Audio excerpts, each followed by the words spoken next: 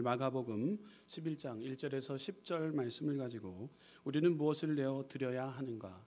우리는 무엇을 내어 드려야 하는가? 이와 같은 제목 함께 은혜를 나누도록 하겠습니다.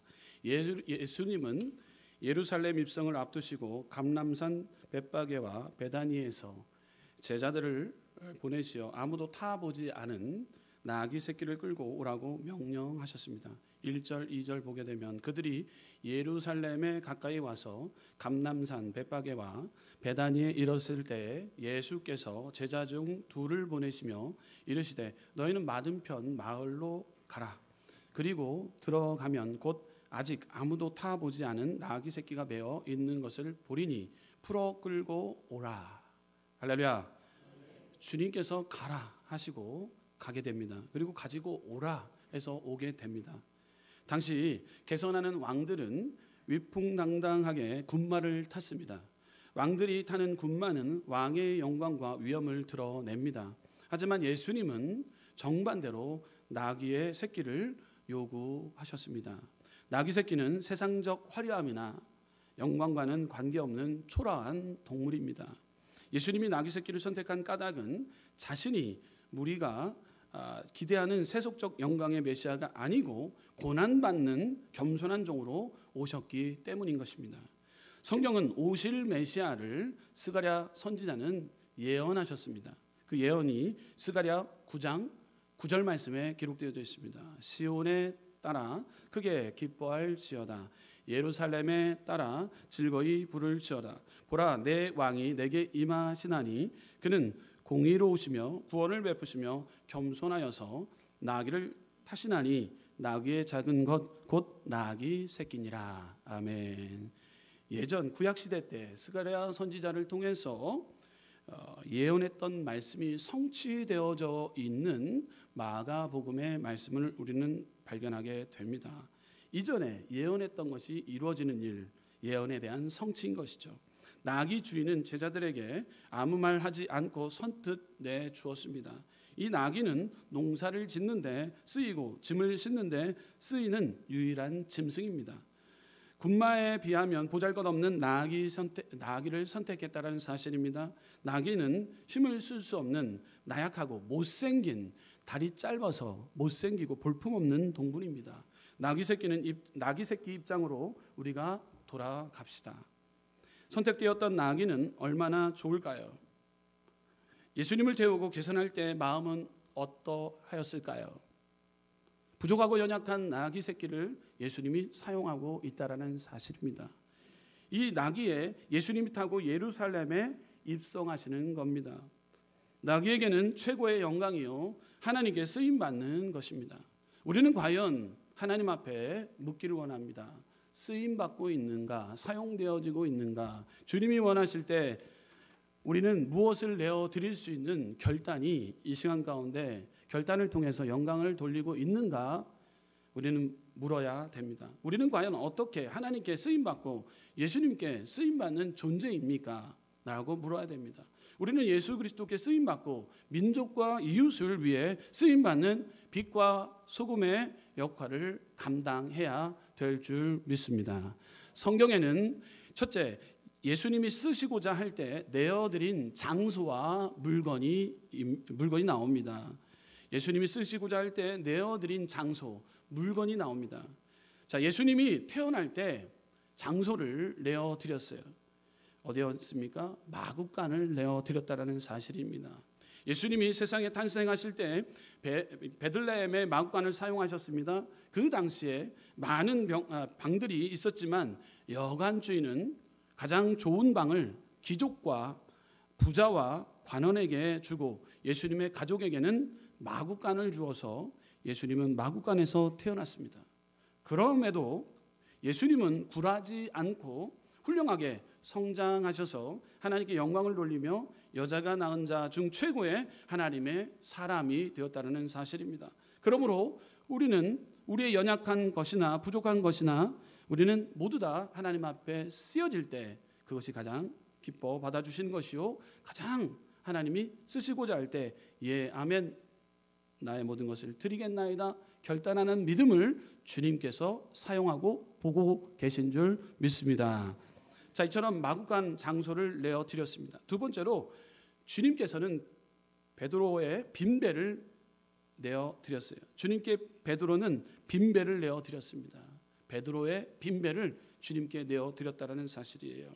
예수님이 처음으로 갈릴리에 가셨을 때 복음을 증거할 장소가 필요했습니다. 그때 예수님이 베드로의 빈배를 빌려 달라고 했어요. 베드로가 고기를 잡지 못했지만 베드로는 흔쾌히 내어 드렸어요. 빌려달라고 했을 때 예수님 말씀에 순종했다라는 거예요. 예수님의 말씀을 듣고 그를 영접했다라는 사실입니다. 그리고 예수님은 베드로에게 깊은 곳으로 가서 그물을 던지라, 오른편에 그물을 던지라 말씀하셨습니다. 그물 가득 물고기를 잡았습니다. 예수님이 사용하셨기 때문에 큰 축복이 베드로에게 임했다라는 사실입니다. 여러분, 빈배를 내어 드렸다라는 거예요. 주님이 필요하시다면 내어 드려야 됩니다. 여러분, 한국 교회에 부흥 초창기 구역 예배 여러분들 얼마나 활성화가 있는지 몰라요. 네, 조그만 방에 권사님들이 많은 간증을 들었어요. 조그만 방에 사람들이 구역 예배를 드리자 하면 모여서 예배를 드리기 시작했습니다. 장소를 내어 드렸다라는 거예요. 초창기 때 부흥의 원인은, 축복의 원인은 하나님 앞에 예배할 곳을 내어 드렸던 모습을 우리는 참으로 많이 보게 됩니다. 그래서 문이 닫히지 않을 정도로, 현관문이 문이 닫히지 않을 정도로 많은 분들이 와서 예배를 드렸기 때문에 목사님 그렇게 예배 장소를 내어 드렸더니만 우리 가정이 이렇게, 우리 세대가, 우리 자녀들이 이러한 축복을 받았습니다 라고 많은 자들이 간증을 합니다. 하나님께 영광이요, 하나님을 기쁘시게 하기 위한 모습들이었던 거예요. 그래서 목사님이 왔다 간다 하면, 구역 예배가 있었다 하는 날은 모든 그 그릇들은 다 끄집어내어서 최고의 것을 가지고 대접하고 함께 떡을 떼고 나누고 교제의 시간을 보냈던 그때 그 시절이 있었어요. 그때 참 많은 분들이 축복을 받았어요. 사업장을 이끌어감에도 불구하고 그 사업장을 문을 닫으면서까지도 하나님 앞에 예배를 헌신을 했더니만 큰 축복을 받아 누리게 되었다라는 사실입니다. 이렇게 질문할 수 있습니다. 목사님, 시대가 바뀌었습니다. 이렇게 얘기할 수 있어요. 목사님, 시대가 바뀌었다고 이야기들을 많이 듣습니다. 그러나 여러분들 꼭 기억해야 됩니다. 주님은 바뀌지 아니하셨어요. 할렐루야. 주님의 말씀은 영원하다라는 거예요. 시간, 장소, 환경, 건강, 물질, 주님께 우리는 내어 드릴 때 역사해 주십니다. 히브리서 13장 1절에서 3절 말씀 보게 되면 형제 사랑하기를 계속하고 손님 대접하기를 잊지 말라. 이로써 부지 중에 천사들을 대접한 이들이 있었느니라. 너희도 함께 갇힌 것 같이 갇힌 자를 생각하고 너희도 몸을 가졌은즉 학대받는 자를 생각하라. 계속해서 누가복음 6장 38절 보게 되면 주라, 그리하면 너희에게 줄 것이니 곧 후이되어 누르고 흔들어 넘치도록 하여 너희에게 안겨주리라. 너희가 헤아리는 그 헤아림으로 너희도 헤아림을 도로 받을 것이니라. 할렐루야. 시간, 장소, 환경, 물질 주님께 내어 드릴 때 하나님께서는 거저가 없고 하나님께서는 갚아 주신다라고 성경에는 말씀하고 있는 것입니다. 계속해서 주님께 빈배를 내어드렸던 베드로, 예수님이 태어날 마구간을 내어드렸던 모습, 계속해서 예수님이 쓰시고자 할 때 우리는 내어드린 장소와 물건, 보리떡 5개와 물고기 2마리입니다. 주님 앞에 온전히 내어드렸어요. 그럴 때 어떤 일이 일어납니까? 남는 축복이 따라오게 됩니다. 보리떡 5개, 물고기 2마리 볼품 없습니다. 그러나 하나님 앞에 내어드렸다라는 거예요. 보리떡 5개와 물고기 2마리를 왜 사용하셨습니까? 배고픈 사람을 위하여 사용하신 것입니다. 그러므로 우리의 물질을 배고픈 사람을 위해 사용할 때 주님이 기적을 여러분들이 헌물하는 헌금하는 그 손길 가운데 주님이 채워주시고 보호해주시고 축복으로 인도해 주십니다. 우리의 작은 물질이 가난한 사람들에게 양식이 되고 헐벗은 사람에게 옷이 되고 나그네 된 사람에게 목을 축여준다면 하나님은 우리에게 30배, 60배, 100배의 놀라운 결실이 우리 가운데 축복으로 갚아주실 줄 믿습니다. 그러므로 여러분들이 구제헌금하고 선교헌금을 하는 것은 하나님을 위해서 지금 쓰임받고 있는 것입니다. 하나님이 다 기억하고 계시다라는 사실입니다. 여러분, 보리떡 5개, 물고기 2마리를 내어드림과 같이 가난하고 소외되고 병든 자들에게 우리가 헌금을 통해서 영광 돌릴 때 하나님께서는 부족함이 없도록 남는 축복, 12강주리가 남게 되고 5,000명을 먹이는 축복이 여러분의 삶범사 가운데 따라와지게 될 줄 믿습니다. 계속해서 태어날 때 마구간을 내어드렸어요. 주님께 베드로는 빈배를 내어드렸습니다. 보리떡 5개와 물고기 2마리를 내어드렸습니다. 또 네 번째로 주님께 마리아는 향유 옥합을 내어드렸다라는 사실입니다. 오늘날에는 향수가 흔하지만 옛날에는 귀한 것이었습니다. 그 당시에 300데나리온이면 장정이 300일 동안을 일해야지만이 벌 수 있는 어마어마한 그 고가의 향유였던 것이죠.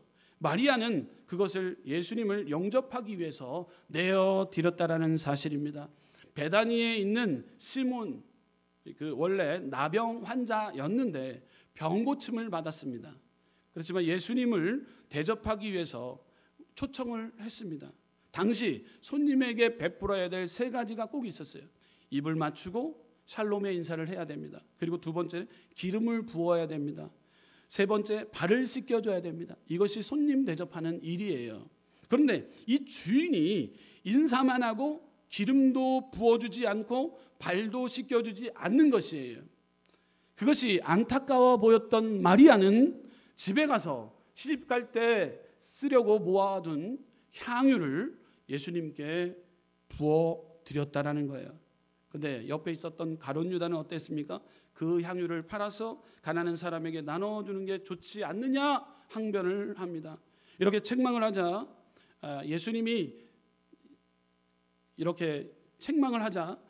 예수님이 가난한 사람은 항상 너희와 함께 있거니와 나는 항상 함께 있지 아니하리라라고 말씀하시면서 이렇게 말을 하십니다. 여러분, 사랑하는 우리 순복음 은성교회 성도 여러분, 하나님의 영광을 위해서 내어드렸던 옥합을 깨뜨렸던 마리아와 같이 순전한 그 옥합을 깨뜨리는 심령을 가지고 우리가 무엇을 내어드릴 때 하나님께서는 그때 역사하고 계시다라는 거예요. 그럴 때 이것을 많은 자들 앞에서 이 일을 꼭 기념하라고 가르쳐 주셨던 예수님이에요. 여러분, 마가복음 14장 6절을 보게 되면 예수께서 이르시되 가만두라 너희가 어찌하여 그를 괴롭게 하느냐 그가 내게 좋은 일을 하였느니라. 예수님이 가룟 유다에게 제지하고 책망하시자 곧장 예루살렘에 있는 대제사장들에게 찾아갔던 가룟 유다였던 거예요. 그래서 가룟 유다는 12 중에 하나인 가룟 유다가 예수를 넘겨주려고 대제사장에 찾아갑니다. 그럴 때 그 대제사장이 어떻게 하면 예수를 책 잡아 넣을까 죽일까 늘 생각하고 있었던 찰나 때 이 가룟 유다가 갖고 왔던 이 이야기를 듣고 가룟 유다와 함께 대제사장들은 기뻐했대요. 여러분, 어떤 것 가운데 어떤 일을 통해서 기뻐하고 계십니까? 하나님 앞에 영광 돌려야 되는데, 사람을 살리는 위해서 기뻐해야 되는데 어떤 것에 기뻐하고 있습니까? 가룟 유다는 오늘 전혀 하나님이 기뻐하지 않는 그 기쁨, 세상 가운데 기쁨을 얻고자 은 30냥에 예수님을 팔아버리는 행동을 하고 있다는 사실입니다. 여러분, 우리는 철저하게 마리아와 같이 제자의 삶을 살아가야 되는 거예요. 여러분, 종교적인 삶을 살아가서는 안 되는 거예요. 종교적인 삶은 외식과 형식에 빠져있는 가룟 유다와 같은 자들이에요. 여러분, 신령과 진정으로 제자의 삶을 살겠노라 하면은 옥합을 깨뜨려서 온전히 하나님 앞에 드리겠습니다 라고 헌신을 결단하는 그 제자의 삶을 살아가야 될 줄 믿습니다. 그러나 종교적인 삶은 어떠합니까? 여러분, 이거 전혀 달라요. 헌신이 없어요. 드림이 없어요. 우리가 하나님 앞에 오늘도 내어 드림으로 하나님 앞에 영광된 삶을 살겠노라. 제자의 삶을 살아내야 된다는 거예요. 그렇기 때문에 주님께 고가의 향유 옥합을 내어 드린 것입니다. 예수님은 믿음으로 보시고 마리아를 축복합니다.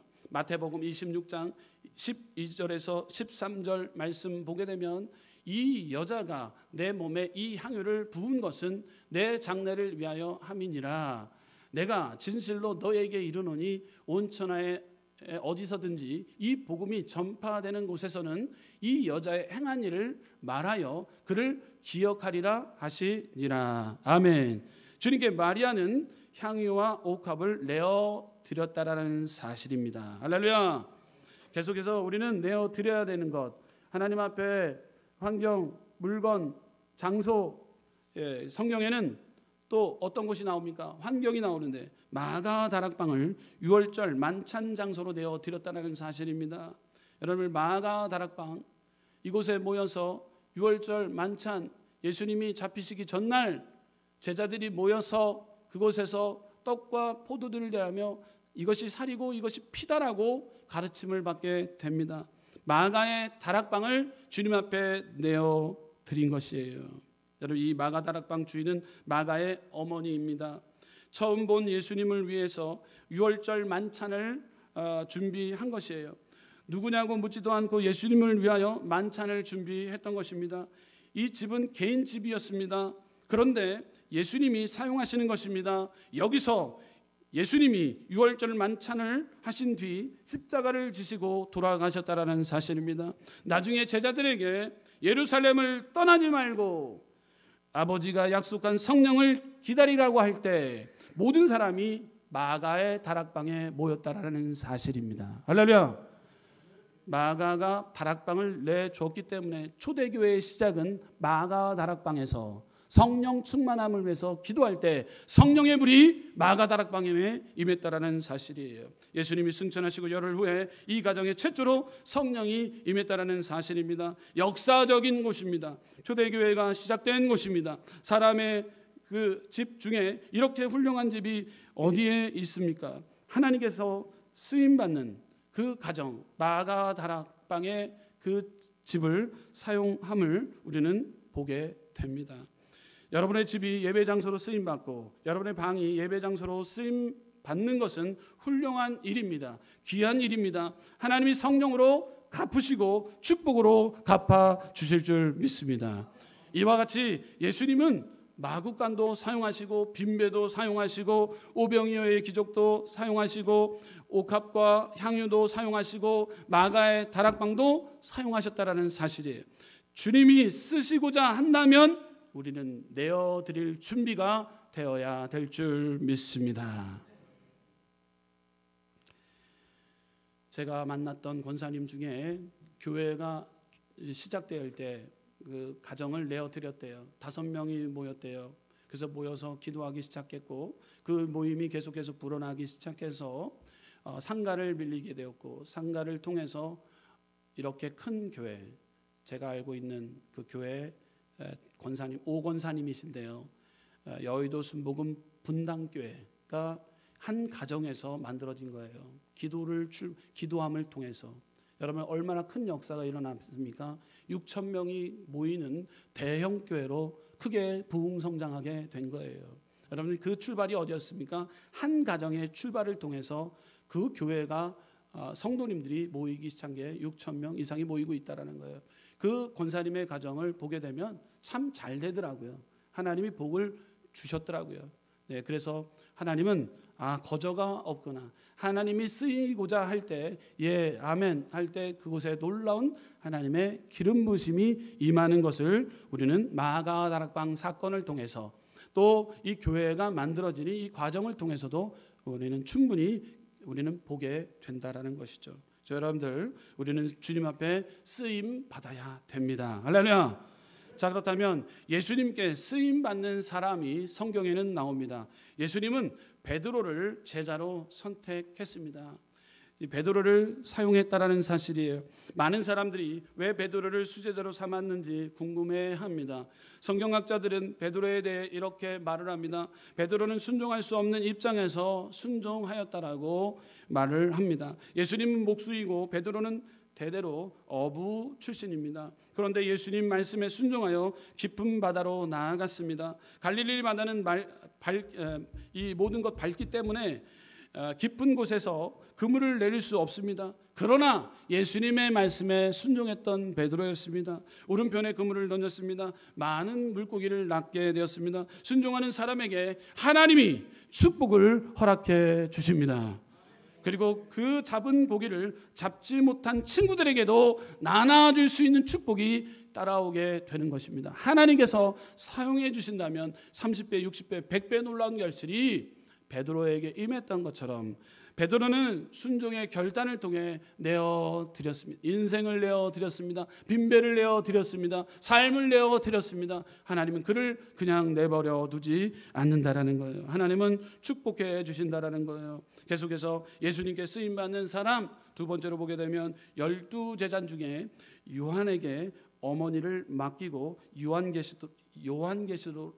요한계시록을 쓰도록 하셨어요. 네, 예수님은 요한을 사랑했어요. 그래서 어머니를 맡기게 했어요. 누구의 어머니? 예수의 어머니를 맡기겠다라는 거예요. 12제자 중 그 예수님은 요한을 사랑하셨습니다. 심지어 베드로도 시기하고 질투했습니다. 그러자 예수님은 베드로에게 내 할 일이나 하라고 말씀하셨습니다. 예수님이 십자가에 달려 돌아가실 때 어머니 마리아가 십자가 밑에서 울고 있자 요한에게 보라 내 어머니라 라고 말씀하시면서 어머니를 맡기고 있는 예수님의 모습을 발견하게 됩니다. 왜 예수님은 어머니를 요한에게 맡겼을까요? 여러분, 맡긴다 누구에게? 아무나 맡깁니까? 여러분들 자녀들 먼 곳에 여행지를 갈 때, 아니면 여러분들 요즘에 뭐 강아지도 맡긴다 아무나 맡깁니까? 아니에요. 절대적으로 편하고 친하고 믿을 수 있는 사람에게 맡깁니다. 예수님이 가장 신뢰했던 자가 있다면 요한이었다라는 거예요. 요한. 누구를 맡겼기 때문에요? 어머니를 맡겼기 때문에 그래요. 예수님이 가장 신뢰하고 가장 믿음이 있었기 때문에 맡기는 거예요. 여러분, 요한은 십자가에 못 박히신 그때 그 자리에서 함께 있던 유일한 제자였습니다. 베드로를 비롯한 모든 제자들은 각기 흩어져 도망가고 요한만 남게 되었습니다. 요한은 예수님을 사랑하는 사람이었습니다. 예수님에게 육신의 형제도 있었지만 처음에는 예수님을 배척했지만 그래도 누구에게? 요한에게 맡겼다라는 거예요. 예수님은 진정한 가족이란 혈육을 넘어서 영적으로 이어지는 가족을 의미하는 것이죠. 사도 요한은 혈육은 아니지만 예수님의 영을 가장 많이 닮은 제자였다라는 사실입니다. 그래서 예수님이 어머니를 사도 요한에게 부탁했다라는 사실입니다. 사도 요한은 예수님의 어머니를 모셨기 때문에 다른 제자와 달리 순교하지 않고 박해를 받았음에도 오래 살았다라는 거예요. 하나님이 효도하는 사람을 장수하게 만드십니다. 사도 요한은 오래 살면서 초대교회를 굳건하게 지켜왔을 뿐만 아니라 사도 요한은 어머니를 모시고 어디든지 같이 갔었습니다. 진정한 효는 성령 안에서 부모를 공경하는 모습인 것이죠. 자, 이처럼 쓰임받는 사람이 나옵니다. 제자 베드로가 나왔습니다. 제자 요한이 나왔습니다. 또 예수님은 사도 바울을 사용하셨어요. 여러분, 사도 바울은 예수님이 선택한 사도였습니다. 원래 가마리엘 문화에서 공부한 수제자였습니다. 그리고 열심 있는 바리새인이었습니다. 예수 믿는 사람을 비판하는데 앞장선 사람이었습니다. 지식을 가지면 그 지식을 하나님의 영광을 위해 사용해야 하는데 세상과 쾌락을 위해서 사용하는 사람이 너무 많습니다. 예수님이 다메섹 도상에 다메섹 교인들을 핍박하러 가는 그를 예수님이 꺾어 사용하기 시작합니다. 사도행전 9장 15절에서 16절 말씀 우리 함께 스크린을 통해서 함께 읽어보도록 하겠습니다. 시작. 주께서 이르시되 가라, 이 사람은 내 이름을 이방인과 임금들과 이스라엘 자손에게 전하기 위하여 택한 나의 그릇이라. 그가 내 이름을 위하여 얼마나 고난을 받아야 할 것을 내가 그에게 보이리라 하시니. 아멘. 택한 나의 그릇이다 라고 예수님의 음성이 똑똑히 들려옵니다. 쓰임받는 바울인 거예요. 여러분들, 바울을 통해서 로마가 복음화가 되게 됩니다. 그리고 신약의 반수 이상이 사도 바울을 통해서 기록되어집니다. 이와 같이 우리도 예수님이 쓰시는 사람이 돼야 됩니다. 베드로처럼, 요한처럼, 사도 바울처럼, 그리고 초대교회 일곱 집사처럼 우리도 하나님의 나라에 쓰임받는 사람이 주의 일꾼으로 사용되어지길 원합니다. 고백하는 다짐의 시간 되시기를 주님의 이름으로 축원합니다. 자, 그렇다면 세 번째로 마지막입니다. 우리가 주님께 내어드리고 쓰임받기 위해서 필요한 것이 있습니다. 첫째, 깨끗한 그릇이 돼야 됩니다. 따라 보겠습니다. 깨끗한 그릇이 되겠습니다. 디모데후서 2장 20절에서 21절 말씀 함께 읽어보도록 하겠습니다. 시작. 큰 집에는 큰 그릇과 은그릇뿐 아니라 나무 그릇과 질그릇도 있어 귀하게 쓰는 것도 있고 선하게 쓰는 것도 있나니 그러므로 누구든지 이런 것에서 자기를 깨끗하게 하면 귀히 쓰는 그릇이 되어 거룩하고 주인의 쓰임에 합당하며 모든 선한 일에 준비함이 되리라. 아멘. 그릇이 깨끗해야지만이 사용됩니다.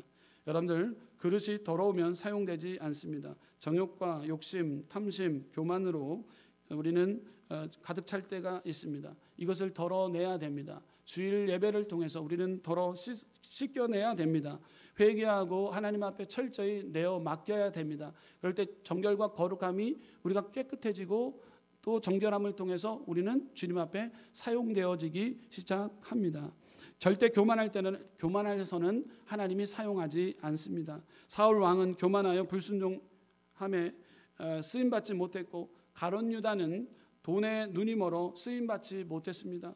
아나니아 삽비라는 거짓말하여 쓰임받지 못했습니다. 그러므로 우리는 자신을 깨끗하게 하는 사람이 되어야 합니다. 예수님의 피로, 말씀으로, 성령으로 자신을 깨끗하게 우리는 준비되어져야 됩니다. 깨끗한 그릇으로 우리는 준비되어져야 됩니다. 두 번째로 우리는 깨끗한 그릇이 되어야 되고, 두 번째, 그릇은 사용하기에 편리해야 됩니다. 그릇이란 사용하기에 편리하기 위해서 모가 나지 않고 둥그렇고 또 부드럽게 만들어져야 됩니다. 이와 같이 우리는 요셉처럼 온유한 성품을 가지고 살아가야 되고 모든 일에 순종하는 그런 사람이 돼야 됩니다. 겸손하고 온유하고 친절한 이러한 사람이 하나님께서 쓰시기에 편리한 사람인 것이에요. 여러분들, 그릇을 만들 때 여러분들 진흙을 빚어서 또 물레를 돌리고 그 말라가는 현장에 그곳에 거친 부분이 있다면 물질을 해야 됩니다. 스펀지로 닦아내야 됩니다. 한번 초벌구이를 들어가게 되면 거기서도 또 딱딱한 부분이 발생이 됩니다. 그때는 샌드페이퍼, 여러분 일명 빼바로 밀어야 됩니다. 빼바로 밀어서 깨끗하게, 그리고 또 주부들이 사용하는 데 있어서 손이 손상되지 않겠도록 이렇게 다듬어져야 됩니다. 그러한 과정이 없으면요 그릇을 절대 사용할 수가 없습니다. 그러기 우리가 그릇을 사용하기 위해서는 편리해야 됩니다. 이 편리는 온유한 성품이요, 모든 일에 순종하는 것이요, 겸손함으로 준비되어져 있을 때 하나님은 우리를 사용해 주신다라는 사실입니다. 결론입니다. 예수님은 예루살렘 입성을 위하여 작은 나귀를 타고 나타나셨습니다. 사람들은 나귀 앞에 겉옷을 깔고 호산나를 부르며 예수님을 만왕의 왕으로 환영하셨습니다. 이와 같이 우리도 예수님께 쓰임받으면 예수님 때문에 존귀와 영광을 받고 하나님의 놀라운 축복을 받게 될 것입니다. 여러분의 지식과 여러분의 건강, 여러분의 물질이 누구를 위해 사용되어집니까? 자신을 위해서입니까? 이웃을 위해서입니까? 아니면 하나님을 위해서입니까?